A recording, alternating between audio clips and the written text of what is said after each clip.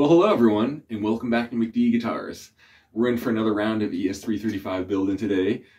And yeah, as you saw in the beginning there, we have a home for our truss rod now. Fits good.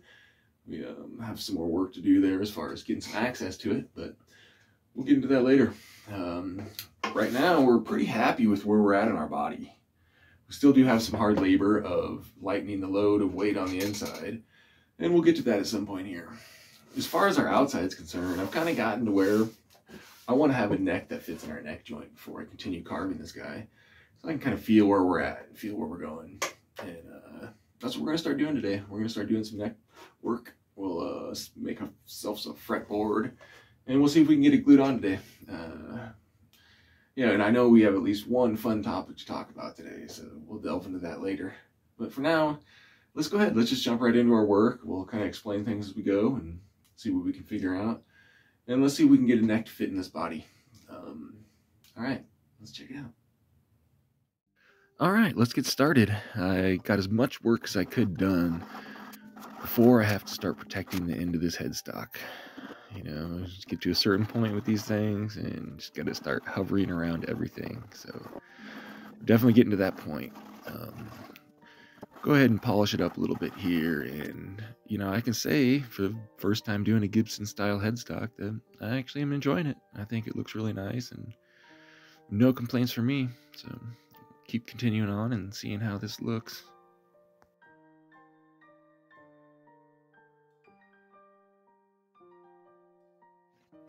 And finally you see me with a hand plane again.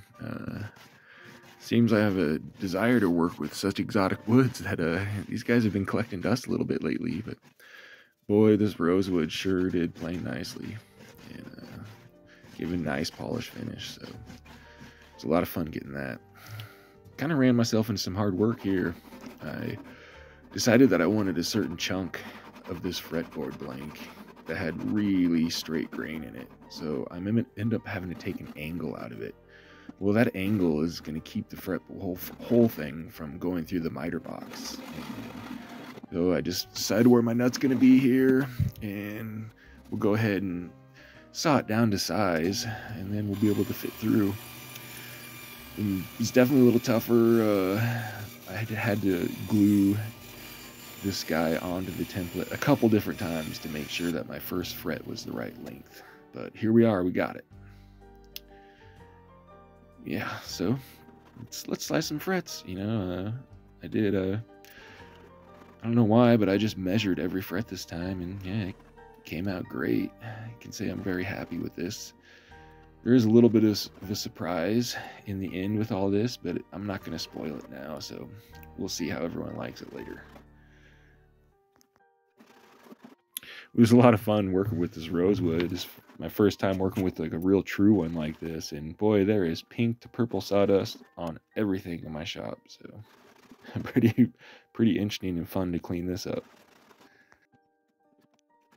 This was my first time cutting a fretboard down to size before I slotted it, and yeah, it wasn't bad at all. Before, I would always just slot the entire fret blank, you know, just glue it on and take the excess off with the bandsaw. Boy, this time I glued the fretboard on and there was almost nothing to clean up. So, man, I could possibly see myself doing this in the future. Yeah, and we are ready for glue up. Let's get all the clamps out. As you can see, that little split second there of me hesitating, that was actually a long minute, and I sat back and thought to myself for a good solid minute or two, is everything done that I want done before this fretboard becomes a piece of the neck? And the answer was yes, so out came the glue. And yeah, I didn't even use tape this time. I just went really a lot lighter with the glue by the truss rod. And there's a pin on our first fret there, and we have a second pin outside the fretboard. I was smart this time and didn't just cut the end off, so we only had to drill through one fret slot, and our other locating pin went through some excess fretboard. Yay, I finally remembered. But yeah, it's pretty funny. If there's a spot to put a clamp, then I'm putting one there. You know, I'm really not going ballistic with these, and I feel if You know, you can just get even clamping all the way around, and you can put a little lighter clamping force on there. And this Type Bond tool, I don't know, I haven't really bonded with it on as far as using the brush, but this little spatula putty knife guy on there, it works great for cleanup. So I've been really happy with that.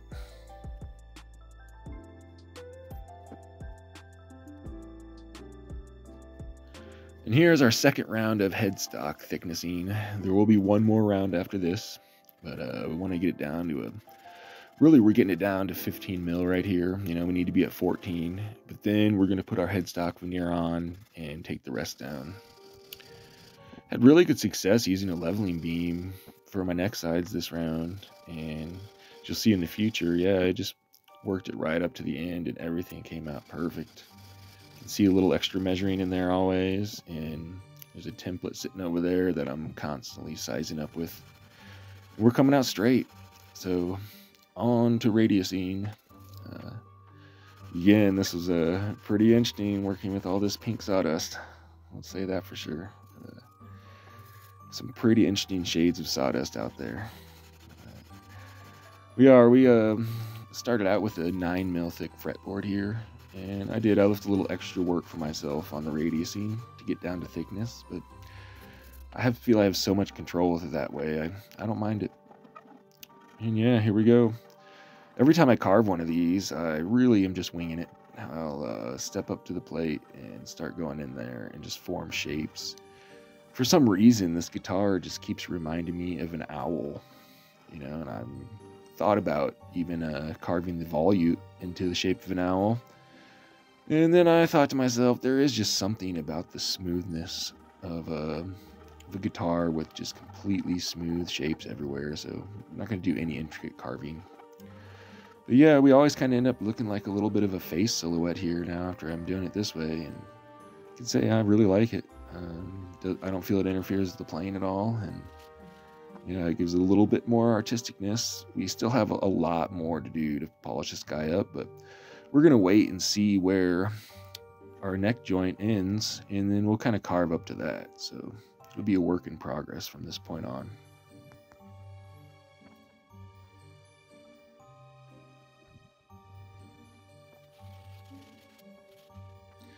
And yeah, I can definitely say I'm pretty happy with the way this is going.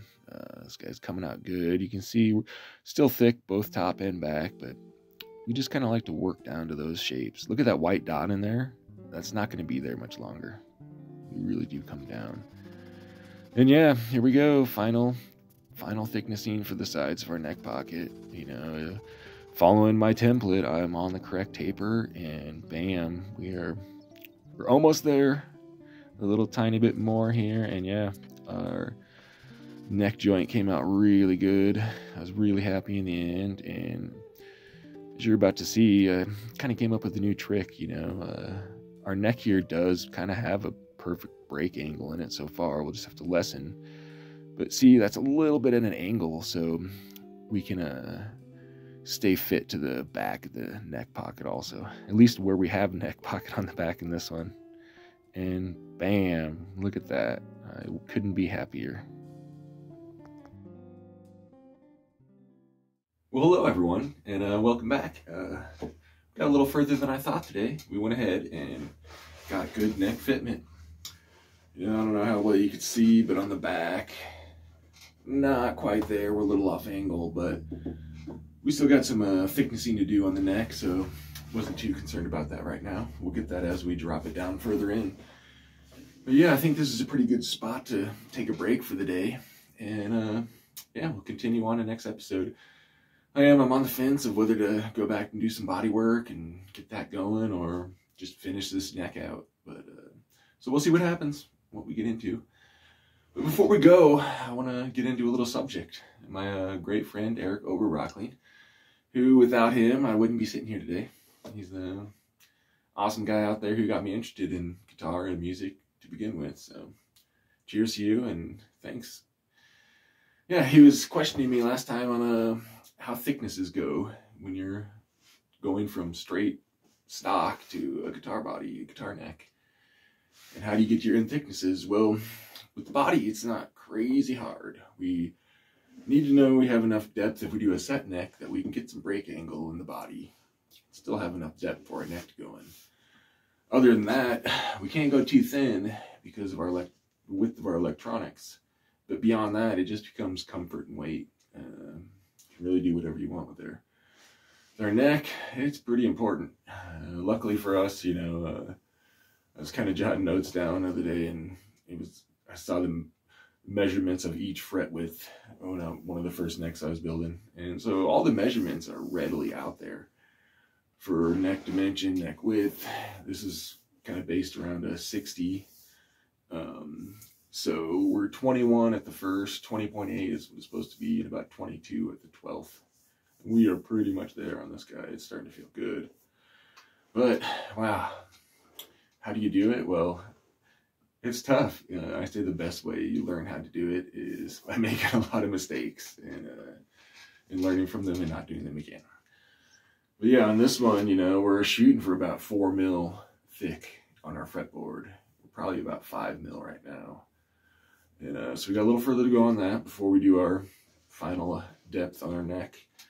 But yeah, I've got 12 mil of truss rod here.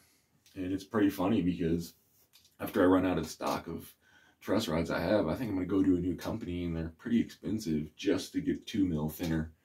Because boy, getting a neck to the right dimension with that big of a 2-way truss rod on there it's super nerve-wracking when you first build guitars, and that's why everyone's first guitars have baseball bats for a neck.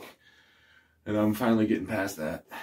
So yeah, you know, other than that, like a lot of people say, you know, I always try to get lumber that I know I can get 2 necks out of, or it's going to be just perfect. So there's not as much waste as we want with this super fine wood.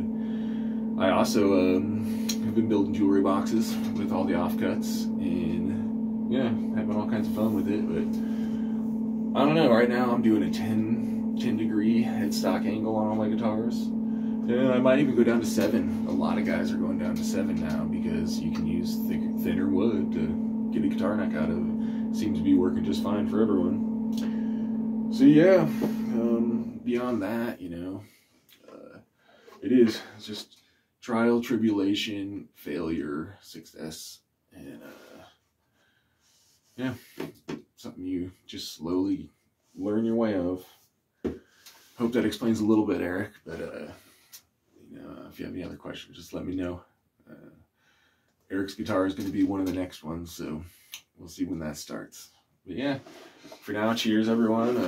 Hope you like what we're doing here, and we're going to be continuing on with our next chapter of ES335.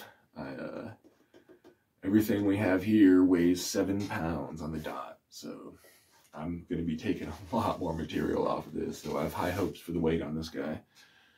And yeah, we'll continue on. We'll see you guys next time. Thanks for watching, and yeah, we'll catch up with you soon. Cheers.